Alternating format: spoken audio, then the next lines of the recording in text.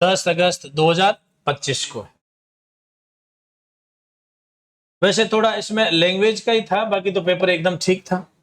जैसे आपने मिलाया होगा या फिर आपने देखा होगा तो इजी था, ऐसा कोई नहीं था कि टफ पड़ रहा था। देखो, रेड ब्लड सेल का जन्म स्थान अगर बोन मैरो है तो उसका मृत्यु स्थल कौन सा? प्लीहा को स्प्लीन भी कहते हैं, कहते हैं नहीं कहते? ये हमने कई नामों से पढ़ा भी था। हमारे आमाशय के थोड़ा साइड में पार्श्व भाग में चिपका हुआ एक संरचना होती है प्लीहा। इसमें हमारी जो रक्त कणिकाएं उनका कब्रिस्तान भी कहा जाता है। बहुत सिंपल प्रश्न है। मांसपेशीय गतिविधि पूर्ण रूप से निर्भर करती है किस पर? अब देखो, ये अप्लाइड क्वेश्चन कहलाते हैं, ये है व्यवहारिक क्वेश्चन। इसमें 2 ऑप्शन भी हो सकते हैं, 3 ऑप्शन भी होते हैं, लेकिन इनमें से जो मजबूत है उसे छांटना होता है। तो इसमें एक एक लाइन को हमें पढ़ना है। कैसे? कि ऑक्सीजन की आपूर्ति पर है तो हाँ ठीक है, ऑक्सीजन की आपूर्ति तो होनी चाहिए, लेकिन इससे और ज्यादा मजबूत कहां जाएगा कि तंत्रिका नाड़ी, तंत्रिका या नाड़ी एक ही बात है, यानी नर्व, और रक्त की आपूर्ति पर। पर्यावरणीय ये कोई ज्यादा नहीं है, पोषक पदार्थों के, ठीक है, ये ठीक है पोषक पदार्थों के, लेकिन जब तक हम इसकी बात कर रहे हैं, ये दोनों है। अब इन दोनों में से हमें छांटना है, तो इन दोनों में से जो छांटना है, इसका मतलब है अब बात किसकी गई है? मांसपेशी गतिविधि का। न्यूरोमस्कुलर सिस्टम को अपने पढ़ा है तो तंत्रिका मांसपेशी है, इसलिए अगर आपने केवल ये किया है तो इसका मतलब ये हल्का है अच्छा ऑप्शन, ऐसी बात नहीं है कि ये कोई।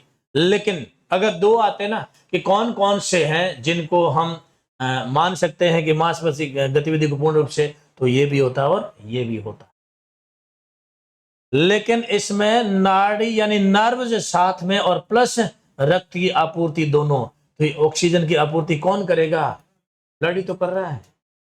ये ब्लड सर्कुलेट जितना अच्छा होगा उतना ही तो ज्यादा क्या पहुंचेगी? ऑक्सीजन। और साथ में हमारे मस्कुलर सिस्टम को कंट्रोल करने वाला न्यूरो का भी तो है, वो भी तो साथ में कंट्रोल करेगा। इसीलिए कि मांसपेशी गतिविधि पूर्ण रूप से निर्भर किस पर होती है, तो ये एक तरह का हमारा न्यूरोमस्कुलर सिस्टम वाला पार्ट हो गया। ये न्यूरो में क्या आ गया? तंत्रिकाएं, और मस्कुलर में ये है कि रक्त की आपूर्ति।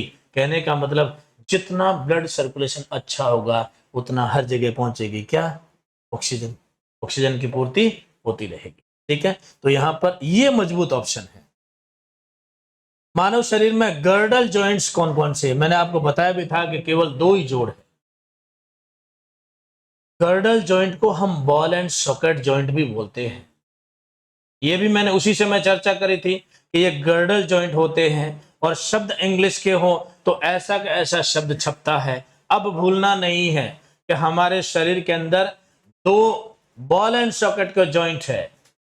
बॉल एंड सॉकेट, एक तो हमारा कंधे का जोड़ हो गया है, जहां पर बॉल कौन सी है? ह्यूमरस, और सॉकेट कौन कौन बना रहा है? इधर से स्कैपुला, सॉरी इधर से क्लेविकल, और पीछे से स्कैपुला। ये गर्डल बन रहा है, ये गर्डल है, और ये ह्यूमरस का हेड है, ये घूमता है, तो ये एक हुआ हमारा गर्डल। दूसरा इसी तरह से कौन सा? कूल्हे का जोड़। तो कूल्हे, सिर्फ 2 ऐसे हमारे जॉइंट है बॉडी के अंदर जहां पर गर्डल बनाते हैं, यानी बॉल एंड सॉकेट का है तो कंधे और कूल्हे का है। शरीर रचना विज्ञान की भाषा में हृदय को क्या कहते हैं बताओ? मायोकार्डियम कहते हैं। बहुत सिंपल बात है। एक व्यक्ति को सार्वभौमिक या यूनिवर्सल रक्तदाता माना गया है, कौन सा? ए बी कौन सा है? सर्वग्राही है। और ओ में भी कौन सा है जो सबसे ज्यादा? O negative. ओ में भी ओ नेगेटिव। इसलिए बहुत बेसिक प्रश्न है कि कौन सा है, तो ओ वर्ग है, वो सर्वदाता होता है। हेपरिन का प्रयोग चिकित्सीय किसके लिए होता है? हेपरिन के लिए हमने जो पढ़ा था। अब देखो, और किस लाइन से, इस लाइन को और कैसे पूछा जा सकता है, इसलिए वो शब्द आया है कि हेपरिन क्या करता है? ब्लड को रक्त नलिकाओं में जमने से रोकता है। इसका मतलब फ्लो बढ़ाना है, तो फ्लो कब बढ़ेगा? जब वो पतला होगा। और कोई ऑप्शन है वो इतना अच्छा ही नहीं ना, और कोई है ही नहीं। वह रक्त उत्पादन में मतलब ही नहीं है, और रक्त पतला, हाँ ये ठीक है, और रक्त प्रवाह में नहीं है, उपयोग में से कोई भी नहीं है। तो सीधा आ रहा था कौन सा? रक्त पतला होगा तो क्या होगा? वो जमेगा नहीं, जितना गाढ़ा होगा उतना ही क्या करेगा? वो जमेगा। पतला होगा तो फ्लो बढ़ेगा। कोशिका के संदर्भ में सही कथनों पर विचार कीजिए। कोशिका सजीवों की रचनात्मक क्रियात्मक इकाई है, बिल्कुल सही है। शरीर की सभी कोशिकाओं में केंद्रक होता नहीं होता, आरबीसी में नहीं होता। मानव शरीर में सबसे बड़ी कोशिका शुक्राणु है, नहीं है, सबसे छोटी है ये। अंडाणु सबसे बड़ी है। कोशिका में राइबोसोम प्रोटीन संश्लेषण का कार्य बिल्कुल करता है। गोल्जी बॉडी को ट्रैफिक पुलिस, इसका मतलब 1, 4 और 5। मांसपेशी में सबसे अधिक मात्रा में पाए जाने वाला तत्व कौन सा? बताओ किस किस का प्रश्न ये सही है? आपने क्या आइडिया लगाया था? तो इसमें ये देख लो ना कि मांसपेशी में सबसे ज्यादा कौन है। पूछा क्या है कि मांसपेशी में सबसे अधिक मात्रा में पाए जाने वाला, हमने पढ़ा ना कितना, 75% पानी होता है। जब 75% अगर पानी है तो ये बाकी तो बहुत पीछे रह गए ना, बाकी तो बहुत पीछे रह गए। तो इसलिए पानी की मात्रा है 75%।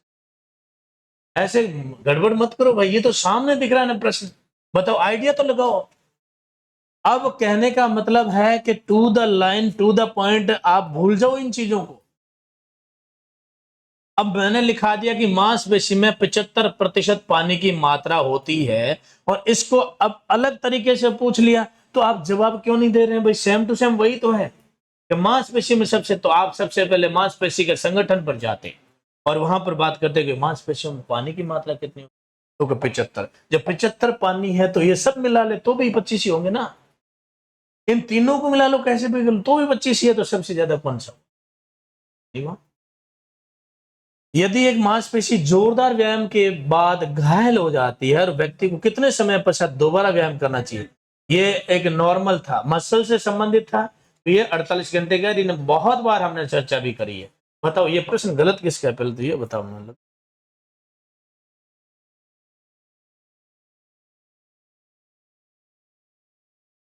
ये आता हुआ प्रश्न आपको गलत हुआ। इस प्रश्न को आप इस तरह से लें कि ये प्रश्न आपको आ रहा था, इसके बावजूद भी आपने गलत कर दिया। ऐसे प्रश्नों पर भविष्य में ध्यान दें। व्यायाम शरीर क्रिया वैज्ञानिक स्वीकार करते हैं कि सभी लंबी दूरी के धावक दौड़ते हैं इस अंग के साथ, हार्ट के साथ।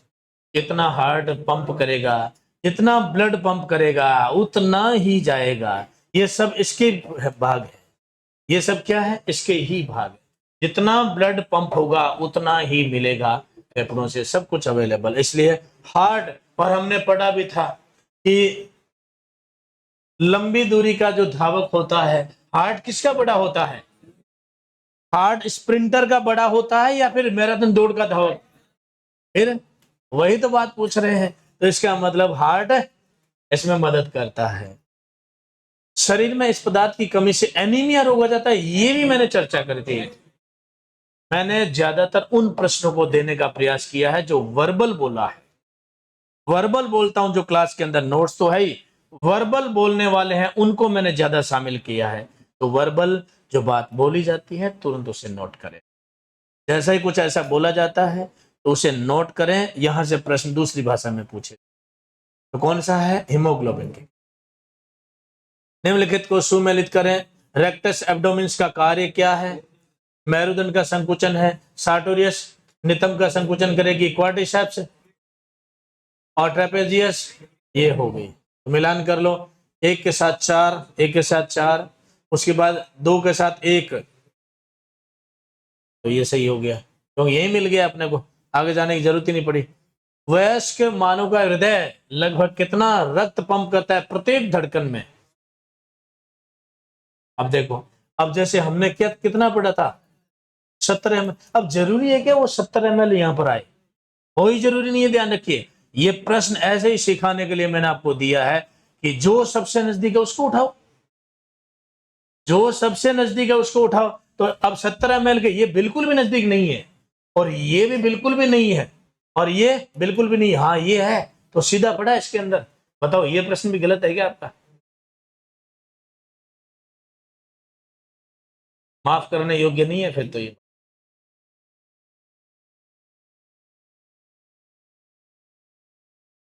निम्नलिखित में से कौन सी ग्रंथि नलिका से जुड़ती है? नलिका से जुड़ती है, इसका मतलब नलिका विहीन और नलिका सहित में से पूछा है तो नलिका किस किस के लगी है, पिट्यूटरी की नहीं लगी है, थायराइड की भी नहीं है, पैराथायराइड की भी नहीं है, अग्नाशय है।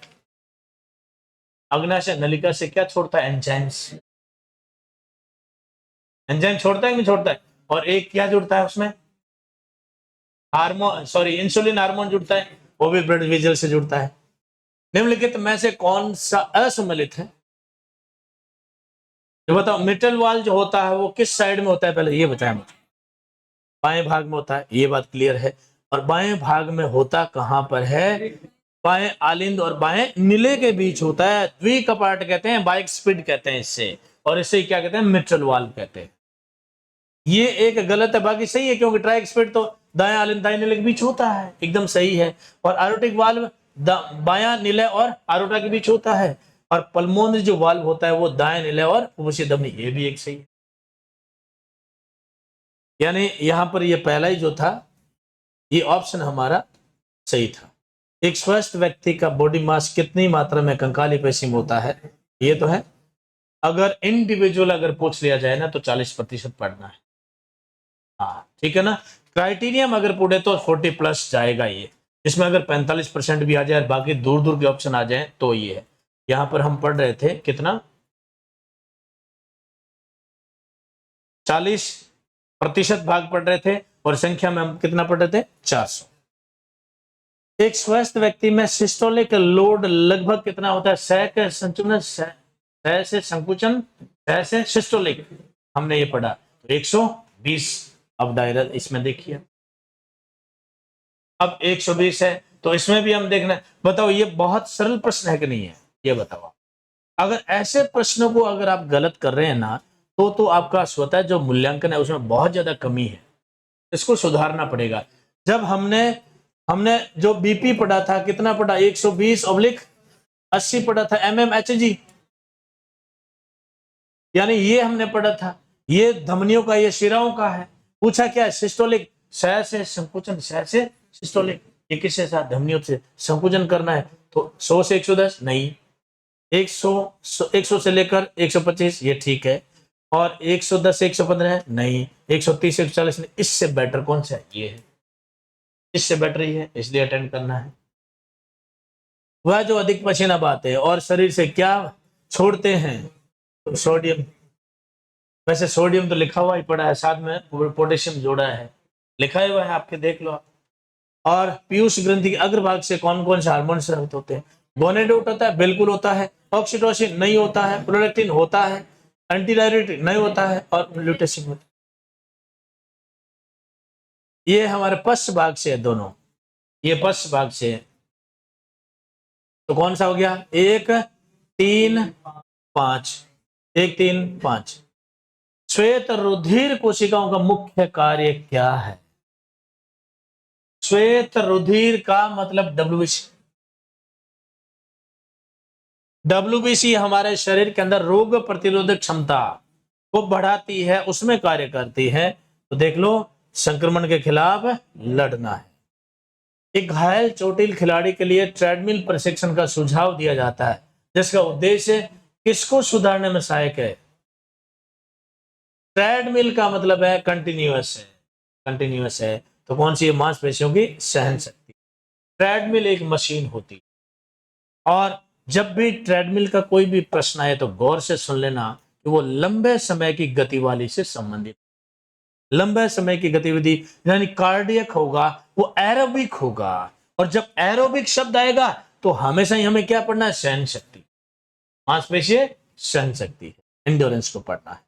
सभी तेज दौड़ों में सबसे महत्वपूर्ण तथ्य, तेज दौड़ में मांसपेशी फाइबर की गुणवत्ता और प्रकार। गुणवत्ता है तो बताओ कौन सी गुणवत्ता होनी चाहिए उसमें, तेज दौड़ों के लिए कौन सी गुणवत्ता होनी चाहिए, वाइड फाइबर होनी चाहिए। बाकी अब इनका कोई मतलब नहीं है। कोई लंबे अगर पैर हैं तो ठीक है, फायदा जरूर मिलता है, लेकिन कई बार फास्ट फाइबर वाला है कि नहीं, छोटा हाइट का भले ही हो, लेकिन उसके पास क्या है, फाइबर है, बहुत सारे यूं चलेगा वो। और हाँ ठीक है, लंबे डग आपके पास है, लेकिन आपके पास फाइबर नहीं है। फाइबर कौन से हैं, रेड है, तो बार नहीं पड़ने वाली है। इसलिए फाइबर की गुणवत्ता महत्वपूर्ण होती है। फेफड़ों के निर्माण में कितने प्रतिशत, आप जोड़ लो 83%, जोड़ लो अपने नोट्स के। जोड़ लिया क्या? फेफड़ों में यानी लंग्स में जो पानी की मात्रा है वो 83% होती है। आपने ऐड करना है आपको, और लगभग क्राइटेरिया पढ़ना है आपको 80 से 85%। अगर क्राइटेरिया पूछ ले तो इस बात का ध्यान रखना, 80 से 85% फेफड़ों में पानी की मात्रा होती। जोड़ लेना चाहिए, जब भी आंसर की आई तो आपको तुरंत जोड़ लेना चाहिए अपने टॉपिक में। इनमें से हल्का सा कोई भी दाया बाया प्रश्न है तो जोड़ लिया करें अपने नोट्स के अंदर। अपने नोट्स के अंदर यथास्थान जो टॉपिक जिससे संबंधित है उससे जोड़ लें आप, हाथों हाथ ही जोड़ लेना चाहिए। ये होती है एक्टिवनेस।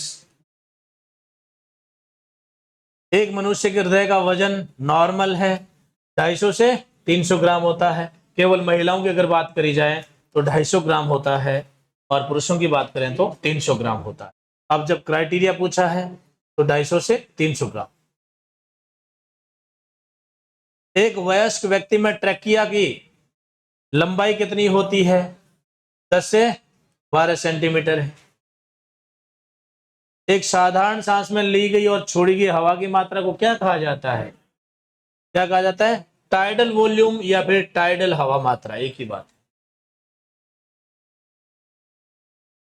व्यायामों के कारण किसके वजन में वृद्धि होती है? इसे भी जोड़ लें। दो मात्र हमारे शरीर के अंदर ग्रंथियां, ग्लैंड है जो व्यायाम से जिनका आकार बढ़ता है, तो वो कौन सा है? पिट्यूटरी और थायराइड। इससे भी जोड़ लें आप, जो नया है, क्योंकि प्रश्न बनता है निम्नलिखित में से व्यायाम के कारण कौन सी दो मांसपेशियां साइज एंड शेप में बढ़ती है? तो वो है पिट्यूटरी और थायराइड। एक वयस्क व्यक्ति में लगभग कितनी मात्रा में रक्त होता है? हमने क्राइटेरिया जरूर पढ़ा था, कितना? 5 से 6 लीटर। तो 5 से 6 लीटर में जो सबसे अच्छा ऑप्शन इनमें है वो कौन सा है? 5 लीटर है। बाकी इनके नियर अबाउट नहीं है। हाँ, प्रतिशत अगर पूछा जाता, शरीर के वजन का प्रतिशत पूछा जाता। अब बताओ, लगातार अगर नींद आए तो उसका क्या करूं?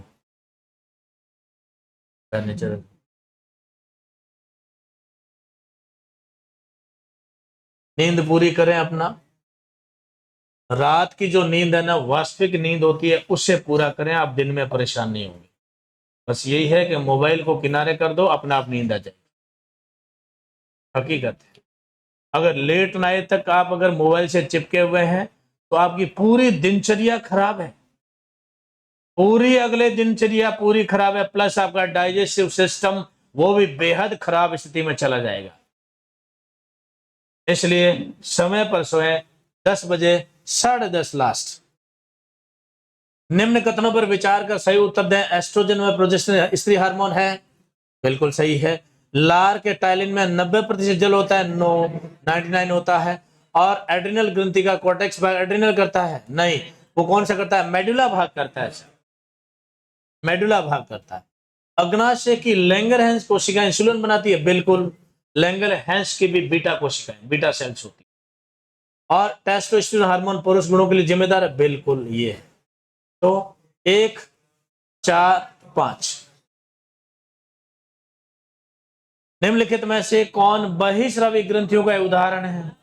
अंतःस्रावी यानी होती है नलिका विहीन, बहिस्रावी में है तो कौन सी है? लार ग्रंथि है, क्योंकि थाइमस, पिनियल, एड्रिनल ये सभी क्या है? हाँ, तो ये हमारा उत्तर सही है, लार ग्रंथि। हृदय दर को स्पष्ट रूप से जानते हैं या मानते हैं या पता है हमें, तो प्रति मिनट हृदय के संकुचन को याद रखें। प्रति मिनट हृदय के जो संकुचन होता है वो वास्तविक होता है, पर मिनट की हार्ट रेट होती है। हड्डियां लगभग कितने मात्रा में पानी की होती है? अब देखो, हमने 25 से 30 पढ़ा था कि नहीं पढ़ा? कि 25 है?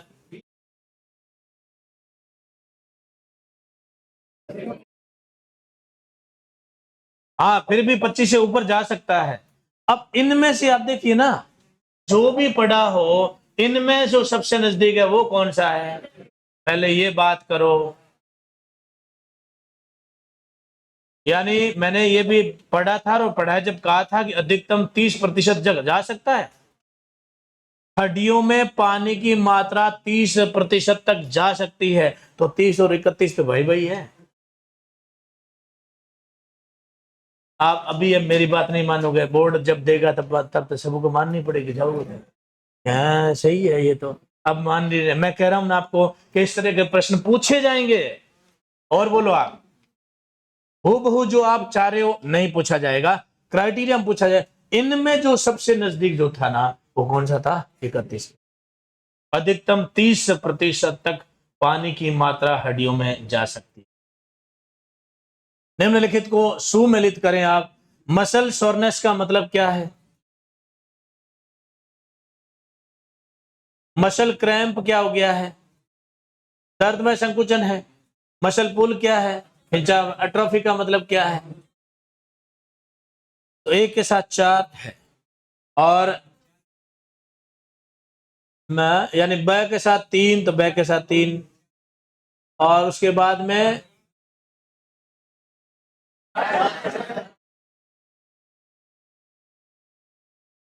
4, 3 और 1। हाँ 1 हो गया सही। अब सिस्टोलिक और डायस्टोलिक दाब के अंतर को क्या कहते हैं? अब बताओ। बहुत स्पष्ट मैंने कहा था, जोर देकर कहा था कि इसे आपको याद रखना है। 120 और 80 के बीच के अंतर को यहां पर पूछा गया है, और अंतर निकाल के भी बताया था मैंने। 40 अगर नॉर्मल पल्स प्रेशर अगर पूछा जाए तो कितना आएगा? 40 आएगा। तो पल्स दाब या प्रेशर एक ही तो बात है। शब्द बदले हैं तो शब्द तो बदलेंगे। ऐसे प्रश्नों से सीख लीजिए आप कि ऐसे प्रश्न भी पूछे। और मांसपेशियां बदलती है तो रासायनिक, हमें भोजन से प्राप्त जो ऊर्जा होती है वो रासायनिक ऊर्जा होती है। जो हम कार्य करते हैं उसे यांत्रिक ऊर्जा कहते हैं।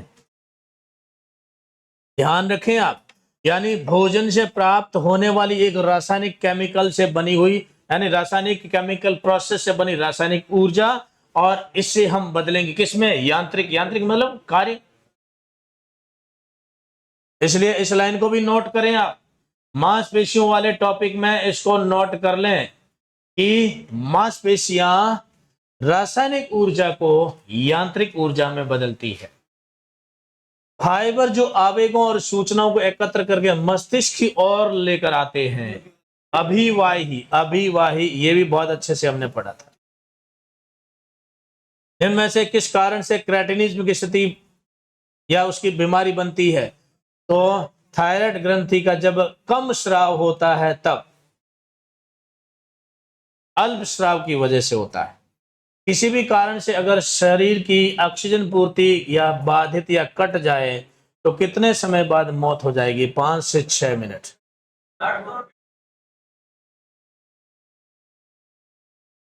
5 से 6 मिनट का ये एक अपने किताब का क्राइटेरिया है। मैं गूगल वाले की बात नहीं कर रहा हूं। लाओ आप एनसीईआरटी बुक लाओ आप, लाई एनसीईआरटी की, आप एनसीईआरटी जो मर्जी है वो बुक लाइए और उसमें मुझे बताइए, मैं मान लूंगा आपकी बात। कितना है समय? एग्जैक्ट है 5 से 6 मिनट तक जो जिंदा रह सकते हैं, अदरवाइज उसके बाद हमारे टिश्यू डैमेज हो जाएंगे, यानी मरना पड़ेगा ऑक्सीजन के अभाव में। अब ये भी एक बेसिक क्वेश्चन था, प्लीज। बेसिक प्रश्न था कि जब इस तरह का इसका प्रश्न पूछा गया है तो क्या श्वसन का, पाचन का, उनका नहीं पूछा जा सकता? पूछा जा सकता है। यानी पाचन का पाथ कौन सा है? पूछा जा सकता है।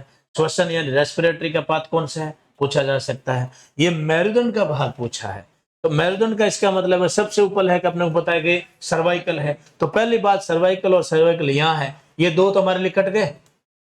बताओ, ये तो कट गए दो, क्योंकि पहले थोरेसिक तो आएगा नहीं, क्या आएगा? सर्वाइकल ही आएगा। अब हम ऊपर से शुरू करें तो सर्वाइकल थोरेसिक ठीक है, सैक्रम नहीं, तो इसके पास आओ, तो इसके पास आओ, सर्वाइकल थोरेसिक लंबर आएगा, सैक्रम आएगा, इसका मतलब ये सही है। जब भी कोई प्रश्न पूछा जाता है ना, तो उस प्रश्न से हमें को ये सीख लेनी है कि जब ये पूछा जा सकता है तो इसके इक्विवेलेंट में और ऐसे भी तो पूछे जा सकते हैं। पढ़ने का तरीका निम्नलिखित में से किस फाइबर में माइटोकॉन्ड्रिया की संख्या सबसे अधिक होगी? किस में होगी? धीरे संकुचन में होगी, ऑक्सीय क्रिया से संबंधित। निम्नलिखित कथनों पर विचार कर कोड में सही उत्तर विकल्प का सही चयन कीजिए। बाईं किडनी आकार में बड़ी होती है? बिल्कुल होती है, क्योंकि दाईं छोटी होती है। किसकी वजह से? लीवर की वजह से। और किडनी में रक्त धमनी लेकर आती है? बिल्कुल लेकर आती है। यूरिन में 3% नहीं, कितना होता है? ऑलवेज यूनिवर्सल 2% होता है, 3 नहीं होता है। और उसके बाद किडनी के यूरेटर में यूरिन एकत्र होता है? नहीं होता है। यूरेटर तो मूत्र वाहिनी होती है, जो नली लगी हुई, तो उसमें इकट्ठा थोड़ी होता है, उसके माध्यम से तो आता है। किसमें? यूरिन ब्लैडर में इकट्ठा होता है, तो ये भी गलत। मूत्र का रंग पीला जो होता है, ये भी सही है। इसका मतलब हाँ, यूरोबिलिन के कारण होता है। यूरोक्रोम या फिर यूरोबिलिन एक ही बात है। हाँ, इंग्लिश का ऐसे आएगा, इंग्लिश आ रही है, कुछ एक प्रश्न पूछे जा रहे हैं। 1, 2 और 5। माइक्रोन क्या मापता है? लंबाई मापता है, ये भी सिंपल है। निम्नलिखित में से किन भागों में खून का प्रवाह कम होता है? और ये हमने वो सिस्टम पढ़ा था ऐसे, और इस सिस्टम को भी अगर आप गौर से पढ़े होते हैं, फ्लो कम हो जाता है।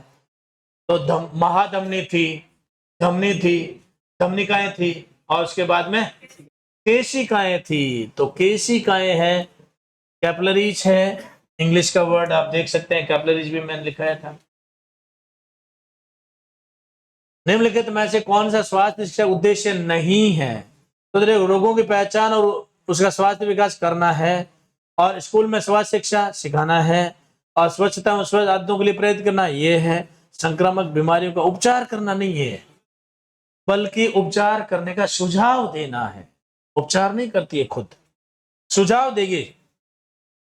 निम्नलिखित में से कौन मुख्य रूप से जिम्मेदार रक्त के थक्के के लिए? याद है? कैसे याद किया? एएलटी। एएलटी याद हो गया आपको? और उस जैविक प्रणाली का नाम बताइए जो शायद कभी शारीरिक शिक्षा के क्रियाकलाप या गतिविधियों में भाग लेता है। ये मांसपेशी ले रहा है, हृदय भी ले रहा है, श्वसन भी ले रहा है। बताओ, ये प्रश्न किसी का गलत है क्या?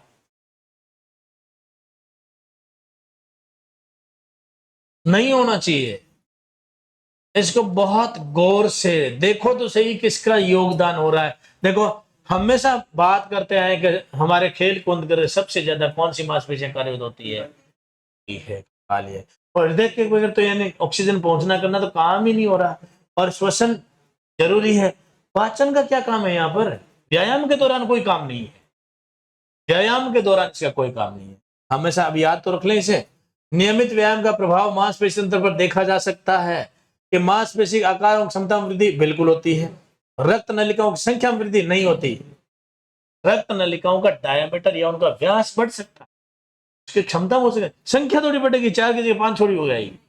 हाँ, और मांसपेशी फाइबर की कार्य क्षमता और अनुपात में परिवर्तन नहीं होता। मांसपेशी फाइबर की कार्य क्षमता और अनुपात में परिवर्तन नहीं होता। मांसपेशी में मेटाबॉलिज्म प्रक्रिया में वृद्धि होती है। लैक्टिक एसिड की न्यूनता रहेगी, ओटो घनता वृद्धि होगी, बिल्कुल सही। और तंत्रिका मांसपेशी सम्मेलन में क्या होगी? वृद्धि होगी। तो यहां पर 1, 3, 1, 4, 5, 6 रक्त बहने के समय शरीर की जीवित कोशिकाएं ऑक्सीजन की प्राप्ति किससे करती है? तो नॉर्मली बात है, किसके पास होती है बताओ भाई? ऑक्सीजन किसके पास होता है? आरबीसी के पास होता है, कॉमन बात है। किसी मांसपेशी के विरोधी एंटागोनिस्ट मांसपेशी का क्या कार्य है? मैंने 2 चीजें बताई थी आपको। एगोनिस्ट का मतलब संकुचित होना है, और एंटागोनिस्ट का मतलब शिथिल होना है। तो शिथिल होने वाली क्या कर रही है? ये व्यवहारिक भाषा है। अब शिथिल शब्द भी दे सकता था, लेकिन नहीं, शिथिल को ही तो क्या कहा जाता है? आराम। क्या है इंग्लिश में? नारागेश।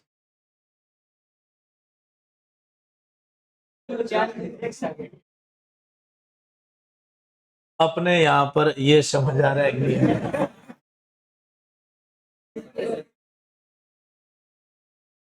नहीं, ये समझ नहीं आ रहा है क्या? पहले तो ये बताओ, ये समझ नहीं आ रहा है। अच्छा, आप तो ये देखते हो, हाँ, इंग्लिश वाले देखते हो। हाँ, ये हमारा यहाँ पर क्या है कि बाय मिस्टेक एक टाइपिंग है जिसको हम स्वीकार करते हैं, लेकिन क्वेश्चन को यथावत रखें। यथावत का मतलब जैसा है वैसा। भाई शिथिल रखना या आराम करना, है ना, वो रिलैक्सेशन में ही आता है। हृदय चक्र में निलय संकुचन यानी सिस्टोल और जो निलय शिथिलन जो होता है उसका जो समय, ये आपको याद हो गया था, मैंने कहा था संकुचन में समय कम लगता है, शिथिलन में ज्यादा लगता है। तो 3 और 5। हृदय के निम्नलिखित किस भाग से महाधमनी जुड़ती है? बाएं भाग से जुड़ती है। बाएं भाग में कौन सा आलिंद, सॉरी निलय होता है, सॉरी निलय होता है। और हाइपोक्सिया की स्थिति में निम्न में से किसको अत्यधिक कम मात्रा में, अत्यधिक कम मात्रा में ऑक्सीजन की प्राप्ति होती है? तो वो टिश्यूज को, इसको टिश्यूज को, उत्तकों को सबसे कम। जब हाइपोक्सिया का मतलब क्या होता है? हाइपोक्सिया का मतलब होता है ऑक्सीजन की कमी, लैक ऑफ ऑक्सीजन की स्थिति को क्या कहते हैं? हाइपोक्सिया कहते हैं। आज पूरी पूरी क्लास में नींद ली। तो टिश्यू जो होते हैं हमारे, जो उत्तक होते हैं, उनको सबसे कम मात्रा में O2 मिलती है। टेस्टोस्टेरोन हार्मोन मुख्य कहाँ उत्पादित होते हैं? पुरुषों के टेस्टिस में। छोटी आंत के किस भाग में अवशोषण होता है?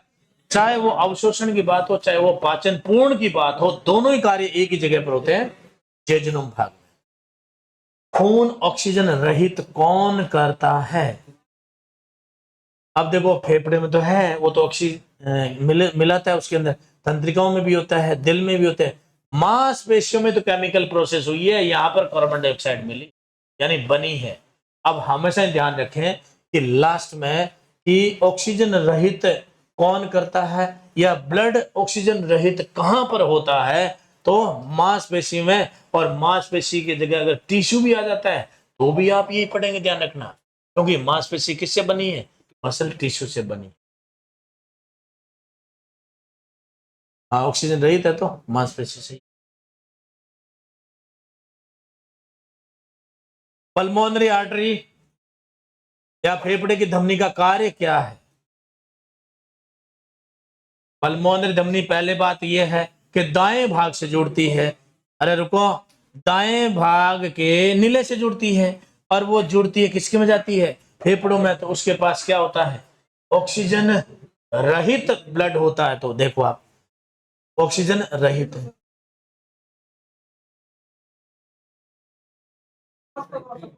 क्या छोड़ो, ये अपनी जगह पर है क्वेश्चन, ये अपनी जगह पर प्रश्न है, इसके ऑप्शन सेम थोड़ी है। तो फिर और क्या है? ऑप्शन दे रखे हैं उसके अलग अलग, इसको इससे जोड़ रहे हो आप? भाई, पल्मोनरी आर्टरी जो हमने पढ़ा था, ये हमारे फेफड़ों से जुड़ी थी। अब बताओ कौन सा अशुद्ध रक्त ले जा रही थी? तो ये क्या है? ऑक्सीजन रहित का मतलब, मैंने अंतर भी बताया ना कि रहित का मतलब क्या है? नेगेटिव वर्ड है। सहित का मतलब क्या है? पॉजिटिव है।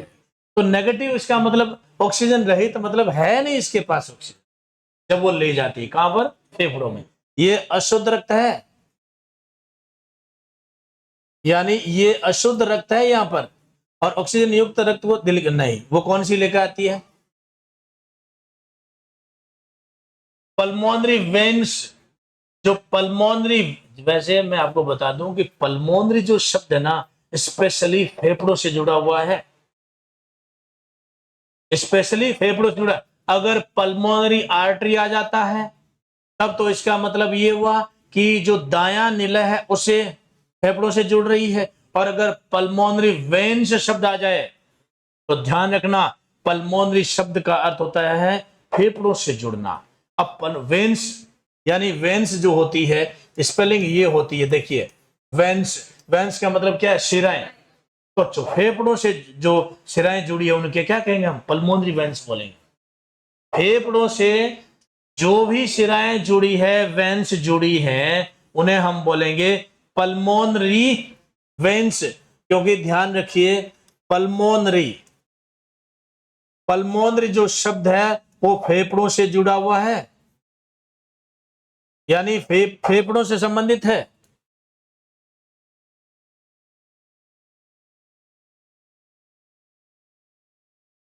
यानी ये फेफड़ों से संबंधित है। अब ये दो तरफ से पूछा जा सकता है। अगर पल्मोनरी अगर आर्टरी हो गई है, इसका मतलब कौन सा है कि वो पल्मोनरी धमनी जो दो फेफड़ों में लेर जा रही थी, कौन सा?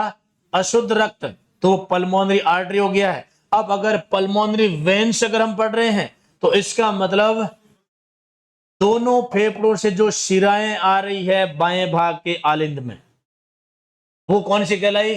Pulmonary veins. याद रखें, क्योंकि पल्मोनरी जो शब्द है स्पेशली फेफड़ों से रिलेटेड है। अगर आर्टरी अगर फेफड़ों से जुड़ रही है, इसका मतलब पल्मोनरी आर्टरी कहते हैं उसे, जो फेफड़ों से जुड़ती है और जो शुद्ध रक्त लेकर आ रही है किससे? फेफड़ों से। तो इसका मतलब पल्मोनरी शब्द तो लगेगा, लेकिन आर्टरी नहीं लगेगा। क्या लगेगा? वेन्स लगेगा, शिराएं लगेगा। इनमें से कौन सा हार्मोन मानव शरीर में उच्च रक्त शर्करा को कंट्रोल करता है, यानी ग्लूकोज को करता है? तो कौन सा? वो इंसुलिन है। और सेल के श्वसन का नियंत्रण कौन करता है? सेल के श्वसन की बात करी है तो ये माइटोकॉन्ड्रिया है, जबकि केंद्रक तो है वो पूरी कोशिका का कंट्रोल है, सिर्फ श्वसन का नहीं है बल्कि पूरी कोशिका का है। जब भी श्वसन की बात करें तो माइटोकॉन्ड्रिया पढ़े। श्वसन वाइटल कैपेसिटी, मैंने कहा भी था कि इस तरह का प्रश्न आपको दिया जाएगा पक्का। वाइटल कैपेसिटी में कौन कौन शामिल होता है? तो ये होता है टीवी, आईआरवी, ईआरवी। ये तो टोटल लंग्स कैपेसिटी में है, ये तो टोटल लंग्स कैपेसिटी के अंदर है, हमने पढ़ा था। बोलो याद रहा आपको? ये प्रश्न किस किस का सही है? इसका मतलब काफी अच्छे पढ़ने वाले हैं। ये टोटल लंग्स कैपेसिटी वाला है। टीवी, आईआरवी और ईआरवी किसमें है? Vital capacity. निम्नलिखित में से कौन सा नर्वस ऊतक ऊतक की प्राथमिक इकाई है? कौन सा है? न्यूरॉन।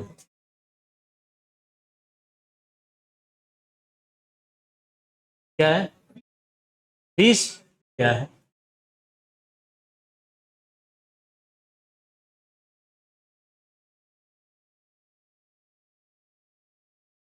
आएरो। હવે